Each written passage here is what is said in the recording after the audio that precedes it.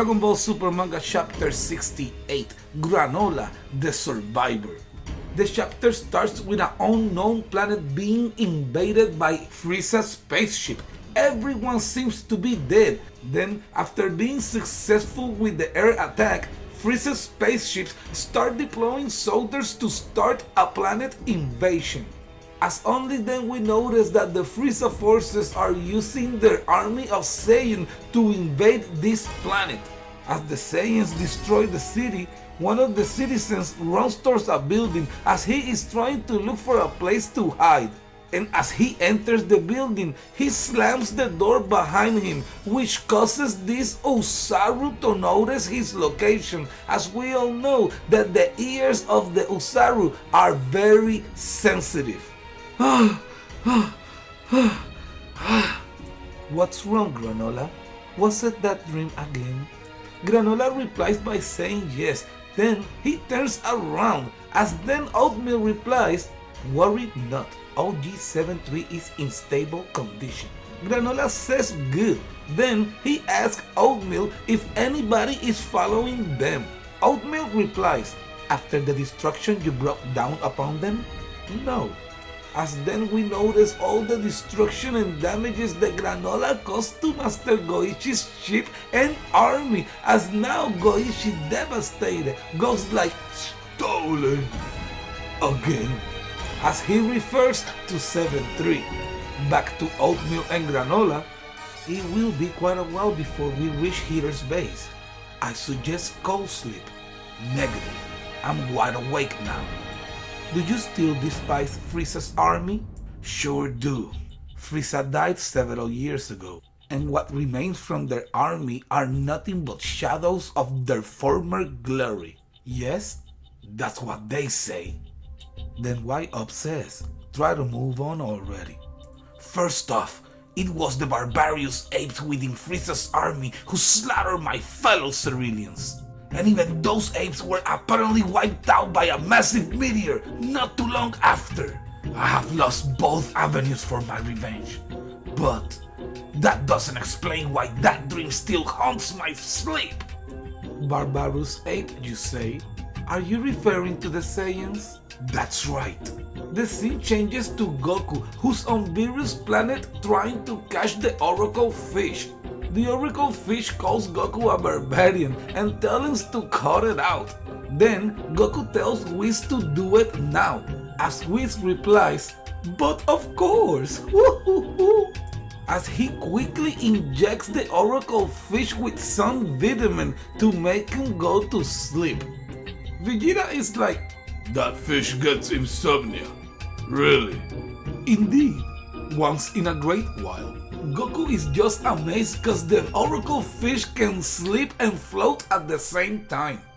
Whis smiles as he agrees with Goku by saying, "Fun fact." Then he continues by saying, "The Oracle Fish suffering from lack of sleep is a bad omen for the future." Vegeta says, "What?" Then Whis says that sometimes it's nothing. Goku gets disappointed as he was already expecting another strong guy to crash the party. Vegeta looks at Goku and says, "Will you ever learn your lesson?"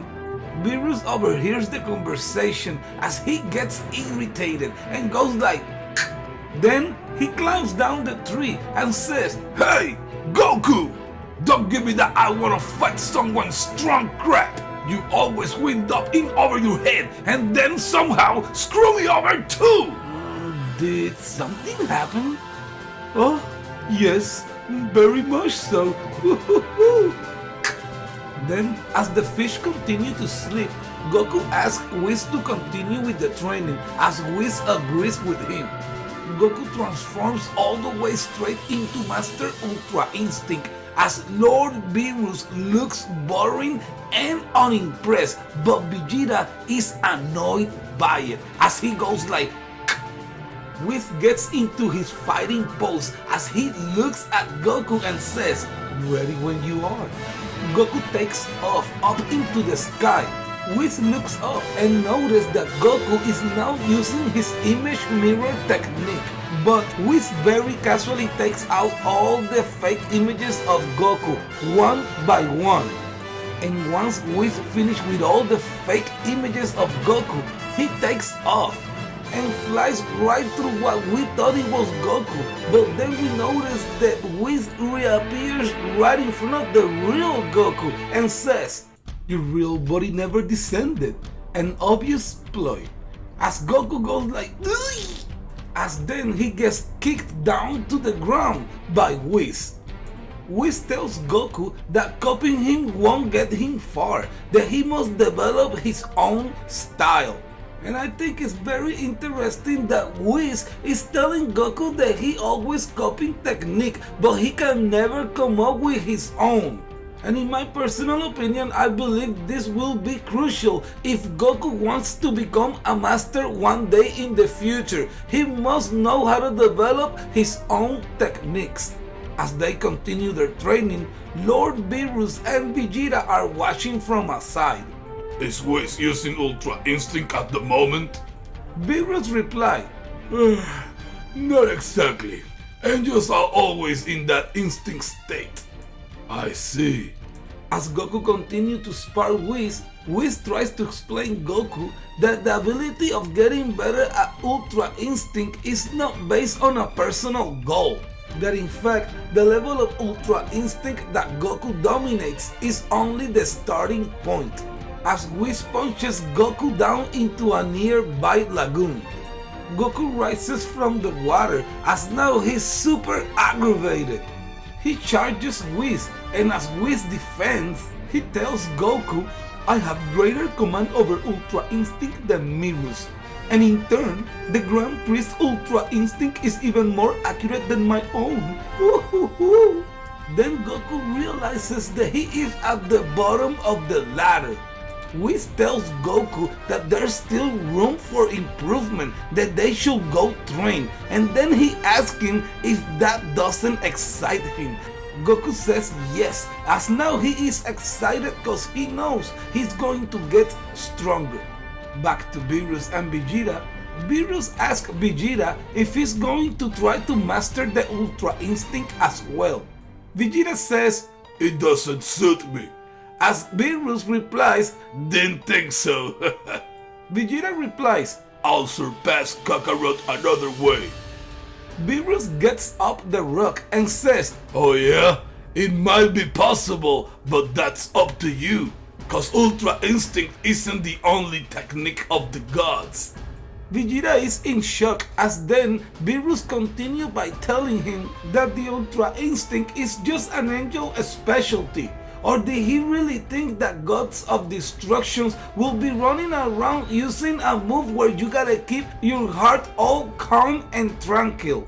Vegeta is surprised as then he asks Beerus what is this technique that the god of destruction uses.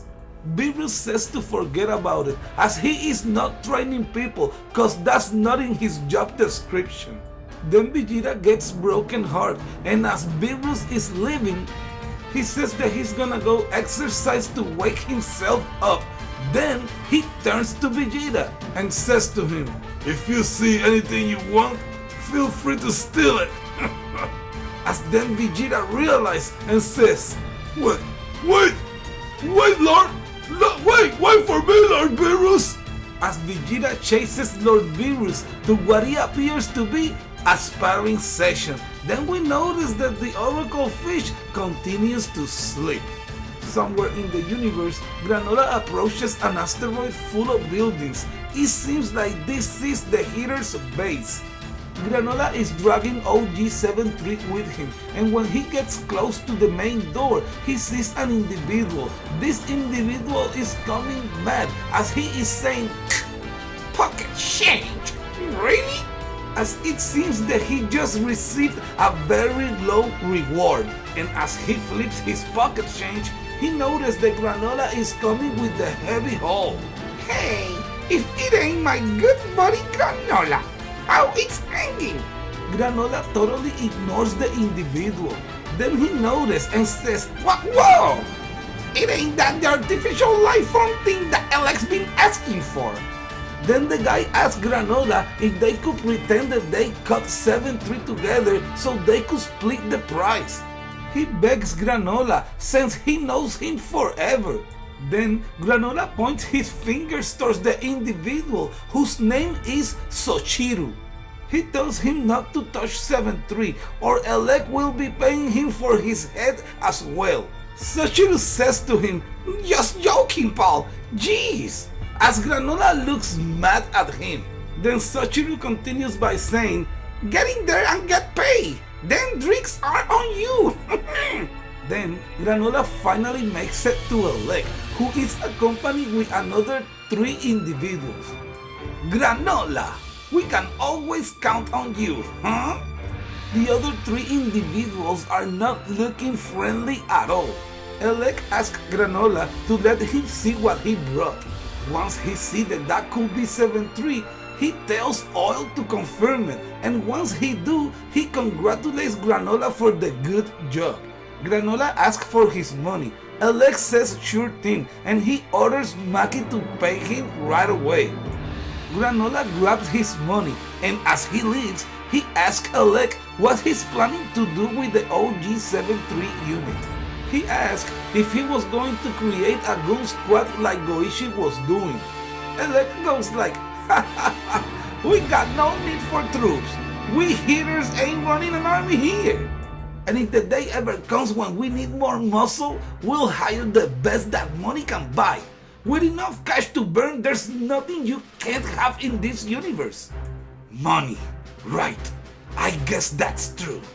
Dominating others with military might is a relic of the past. These days, powers comes in the form of money and intel. Intel? The one with the most intel controls the universe. Am I wrong? Granolah remains silent. Then Alec continues by saying, "And intel is exactly what's packed inside this thing." Granolah says, "Right. Well, I wouldn't know much about that. I have got my reward, and that's what's matter. What's my next job?" About that, the state of things in the universe is shifting, so we don't got any assignments at the moment. What? Frieza's been revived. What did you say? He's come back to life? How? No clue. Doesn't matter how it happened, it's bad for business. When people are running scared, they ain't fired up to make deals. Then Granolah realizes as he's like, right now, I could actually kill him. He gets blinded on excitement as he finally finds the chance to avenge his people. He asks Alec, "Where is he? You have to tell me." Alec asks, "Why? Revenge? Don't even try it, Granolah. Frieza's back and somehow stronger than ever, so you'll be playing with fire. Probably wouldn't stand a chance. Let me be the judge of that. Tell me where Frieza is." And as Granolah gets closer to demand answers from Alec, a warrior comes and kicks Granolah from the back. Granolah gets dropped and put down by this unknown warrior. Alec tells Granolah that he's a hothead. Then he tells him that he also knows about his little grudge against Frieza's army. That proper revenge is best served cold, and it takes time and planning, so chill out. Then he continues by telling Granolah to put this whole thing on the back burner until we're ready to help you out. Frieza's army is a thorn in our side too. Granolah says that he understands, and only then Alec tells his subordinate to let Granolah go. He tells Granolah to go home and take some time off to cool that head. Granolah says okay, to call him if he needs him back for a job. He walks away as Maki says bye to him. Then, as Granolah walks back to his ship, Oatmeal tells him, "Care to explain yourself, Granolah? It's quite unlike you to allow Alec to have the last word." "That piece of garbage, Frieza, will die by my hand. I will have my revenge." That's all well and good, but remain calm. Why not treat yourself with your earning first? Oatmeal replies. Then, very interesting, as Maki is looking out the window as she watches Granolah leaves. Then she says that hearing Frieza's name seriously lit a fire under Granolah. He's really got it out for that guy. Then Oil asks Alec, why did y'all go and mention Frieza, as he knows what was going to happen? Alec says, our friend Granolah has gotten crazy strong and the power's gone to his head. We'd be in hot water if he ever got stronger than you, Gas. Gas says that Granolah could never defeat him. Alex agrees, as he says that Gas is the pride and joy of their little family. Maki is in shock after hearing that Granolah could perhaps be stronger than Gas. She's in denial and she's like, not possible. Alex says that it's unlikely, but hedging risks is the rule of business. Then he says that Frieza is gonna ice Granolah for them, as Maki goes like, so that's your angle. Alec continues by saying, no rush, of course. Right now I'm just fired up to see what we find inside that thing. Oil tells him that he will start running the analysis. Then, with a sick look on his face, Alec says, soon we'll have what we need. The exact location of Suno, the ultimate intel broker. So I'm guessing that OG73 has the location of Suno in his software. And perhaps he needs Suno to tell him who is the person that needs a piece of intelligence, a piece of equipment like OG73, so he can get what he likes the most, money. Back to Granolah's ship. Oatmeal tells Granolah, rest up, it will take 2 days to reach planet Cereal. Granolah agrees, but suddenly an explosion occurs on the ship. Granolah reacts, what was that? As then he noticed that he is being chased. It's no other than Sochiru and his pals. He tells Granolah to hand over the bounty or become space dust. Granolah tells Oatmeal that they will settle this on that asteroid. Sochiru says, you won't get away that easy. Sochiru and his pals finally catch up with Granolah's ship as they also arrive on the asteroid. He says, nowhere to run, pal. Give up the cash and nobody has to get hurt. Suddenly a voice says, sure thing.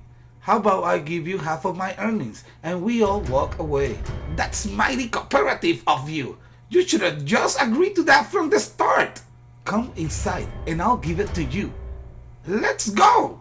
Where is he? Where did you go, Granolah? Up here in the cockpit. Y'all sure making us work for it. Now, show me the money.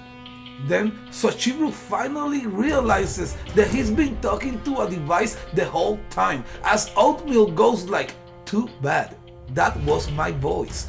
As only then Sochiru realizes that he has been ambushed by Granolah, as now all his pals has been taken down by his taser gun.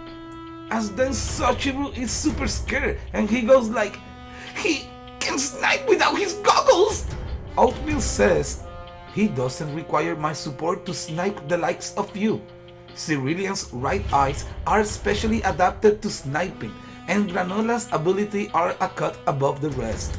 And confirmation right there that Granolah is not damaged on the face like we suggested on our previous video. All Ceruleans have a special eye. Then after Granolah neutralized all the men that were working with Sochiru, Oatmeal tells Sochiru, no stun gun for you. His next shot will pierce your heart. Get it? Got it! I give up! Sorry! Then Sochiru continued by saying, you'll forgive me! Yeah, I'll even leave you my pocket change! Bye! As they all leave the asteroid very quick. Then Granolah goes back to his ship. He wears Oatmeal once again. Oatmeal says, a profitable encounter. How nice. I suppose so. Your sniping was as impressive as ever. Nah, I missed one of the targets. Did you? In any case, good enough. Not in my book. Alec was right. I'm still not powerful enough to take down Frieza.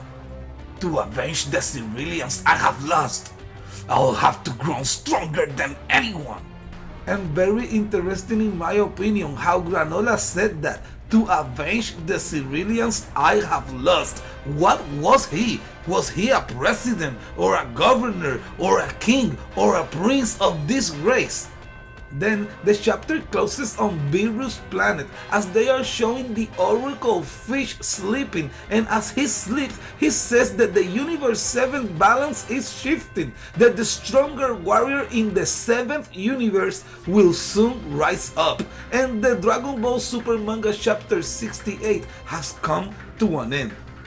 And very cool, as they reveal one of Granolah's skills, they reveal that all Cerealians have a special eye, and Granolah's eye is a cut above the rest. Also, what did he mean when he said my Cerealians? Did he say it meaning like my brothers the Cerealians, or did he say it meaning like he was the king or something like that on that race?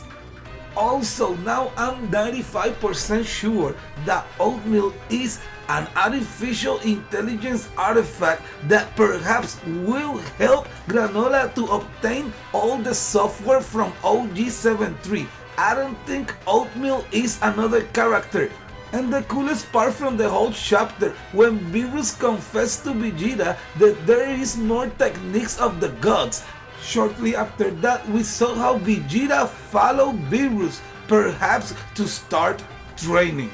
Do you believe it, or do you think Toriyama is playing us again, just like he just did on the Moros arc?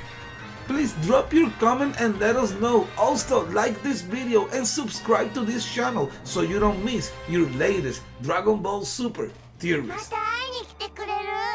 ああ、もちろんだぞ。またな、全長。